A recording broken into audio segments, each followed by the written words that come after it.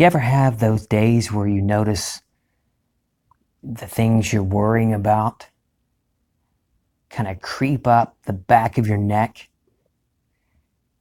And it's like it has a fist, and it just kind of slowly, you don't even notice it at first. It's just over the course of the day, it slowly tightens its grip around your neck and the base of your head. You can feel it pressing against the back of your skull. Maybe it'll go down between your shoulder blades. Maybe for you, it goes right to your stomach. It starts churning and gurgling. Burp, burp. Or you get heartburn. I do that. That happens. Even for things that I've prayed for or gone into imagination, and I've imagined the wish fulfilled, my desires fulfilled, whatever it is I'm imagining or praying. When I go into prayer time, and that's all the time because we're imagining all the time. Our assumptions of who we are and what we are in our world are what we experience every day. So we're assuming all the time. That reminds me, this is totally digressing, but that old joke, don't assume anything because you make an ass of you and me. Well, not really. You are always assuming. So if anybody's going to be the ass, it's just going to be you. Anyway, we're always assuming. We're always imagining. And since prayer means motion toward, vicinity of, then that's what you're doing. You're praying all the time. I kind of revert back to using the word prayer because I grew up in church, and so it's comfortable. But for me, when I say prayer, I mean going into imagination and intentionally imagining my desire fulfilled. And so many times, like when I was healed a while back, I was using a wheelchair and hobbling around with crutches. All these things twisted up like a pretzel. In fact, that's where I got the name from. The podcast, Feeling Twisty, started as a nonprofit dealing with the condition I was diagnosed with. But that's another story for another day. So I imagined a quick scene that implied I was healed. And then I dropped it.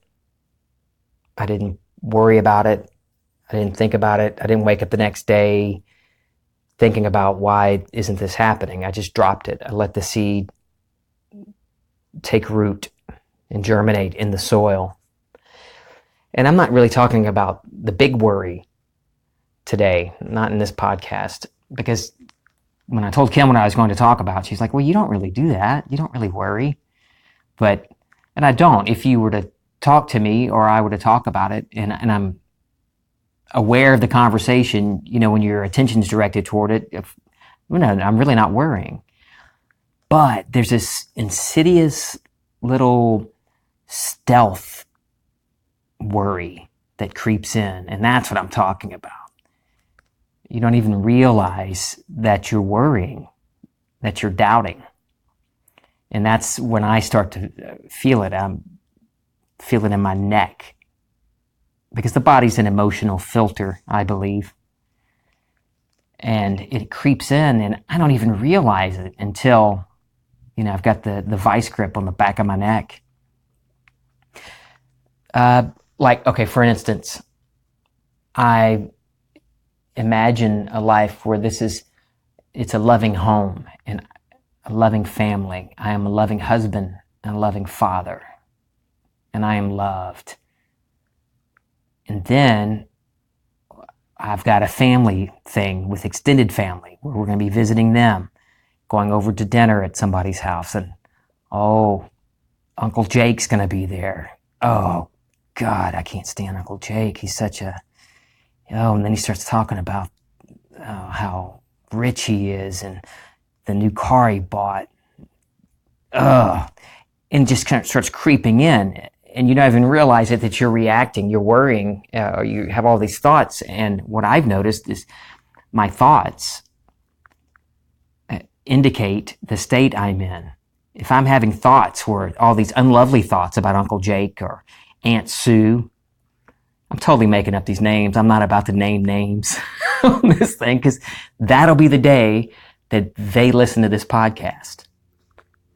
Anyway, I have these thoughts about particular people in the family, not just in-laws. I'm thinking of my own blood extended family. When you see them, you're like, oh, now I got to do this. I've got to worry about what I say because they're so touchy.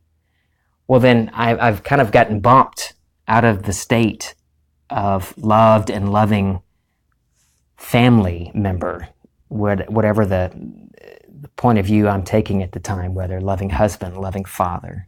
If I'm a loving father and I'm dwelling in that state, that's the example I'm going to show my kids on how to treat people. No, you treat them with love because that's what you're embodying. Or money. I've imagined dwelling in the state of financial freedom. Great, got it.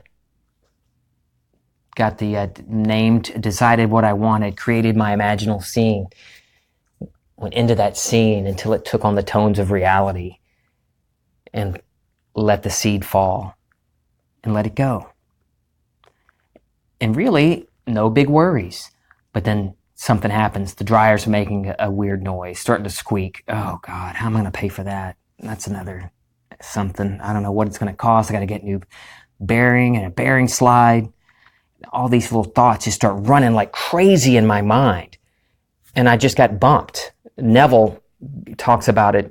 He references a couple of scriptures in the Bible where Jesus rides the ass or the donkey or the colt. I just want to say ass. But he rides the unbridled or the unbroken animal into Jerusalem. I think there's a reference in the Old Testament about the wild ass. And Neville talks about that unbroken colt is what our new state of consciousness is. Whatever it is we want to be, our desire, and the state of that wish fulfilled, that is that colt that we have to get up on. And we have to ride that into the city of David, the city of peace, of Jerusalem. That is our wish fulfilled. And that's staying in state, like Mr. 2020 says. I'm not quoting him directly, but I've gotten a lot of these terms from him too, that you get bumped from your state of your wish fulfilled when you start having doubts. And Neville talks about how if we don't remain faithful to that imaginal act, remain faithful to the state of our wish fulfilled, then that untamed colt will throw us, will knock us right off. We have to get back on that colt.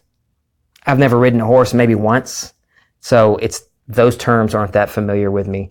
I would probably liken it more to riding in the shotgun position with my son, who's just got his learner's permit, and similar thing. I got to stay right on top of them. I can't get distracted with the things around me, with my phone or anything out the side mirror, the side view window.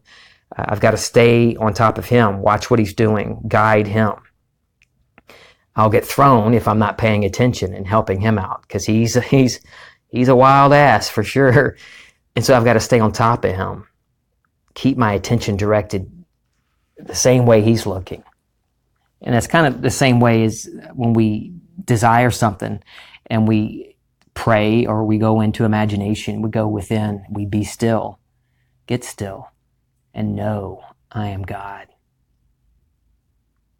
Be still. And imagine that scene. Let that scene come up that implies your wish is fulfilled. I enjoy the scenes. They don't have to be real detailed.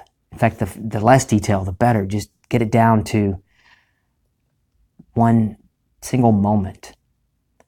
2020 talks about it, and I like how he explained it, that it's cool to have, get in there with the scene and imagine up some detail and a little conversation, but bring it down to one point, a shaking of the hands, the door closing, the sound of a horn honking, whatever it is, one single moment that you can bring all the tones of reality to it, hear it, smell it, touch it, all these different things that you can bring to bear in your imagination that bring it into reality, that make it real to you in imagination. And then let it go. And then if you're like me, you might have these little stealthy, worrisome thoughts that creep in. They don't even feel like worry. The big stuff, I'm good, usually, of worrying, or not worrying. But these little creepy, stealth, spy, covert things that come in, these little thoughts. Oh, they're going to be there. Oh, I got to pay for that too? Well, if I'm living in the state of the wish fulfilled of, if I'm living as financially free, if I really believe that, then my reactions, and not just my outward reactions, but my thoughts, these little pissant thoughts of mine that creep in, these little thoughts will reflect that. Your thoughts, a couple of different people I've read books on and listened to tapes and gotten emails from, signed up on their email lists, talked about. One guy's, his whole thing is thoughts or things, thoughts or things. Thoughts are indicators. Thoughts and your reactions are a good way for you to know if you're in the state of the wish fulfilled or if you got bumped. If your thoughts are like, if you do like me and have these little thoughts that creep in, like, oh, Uncle Jake, oh, the dryer, how am I going to pay for that? Oh, they're coming over? We don't have enough food for them. I have to go shopping again? All these little things, they don't seem like worry, but they're a good indication to you and to me. I just got thrown from that colt. I just got bumped. Or, crap, I need to pay attention to my son driving this damn car. I was kind of all over the place today, but man, those little thoughts that creep in, that for me, it really hit me today. I'm not sure what I was driving down the road, and it just, bam, it just hit me that if you're living in the state of the wish fulfilled and staying true to that, remaining true to your wish fulfilled, your prayer answered, whether it's for you or for a loved one, if you're truly remaining faithful to that and living in that end, you're thinking from the state of the wish fulfilled, then you don't have to worry about what to do. I don't have to worry about paying for the dryer. I don't have to worry about coming up with more food or putting up with Uncle Jake or all these different things, because if I'm living from the state of the wish fulfilled of financially free, or loving husband, loving nephew, loving teacher, all these different things, then the little things, you don't have to worry about them. They dissolve away if you're truly living from the end, living as if your wish is fulfilled, because it is. It's already true. You just have to select the state that you want. Let the old man die. Take on the garment of that person you want to be. Love you guys. This is Feeling Twisty.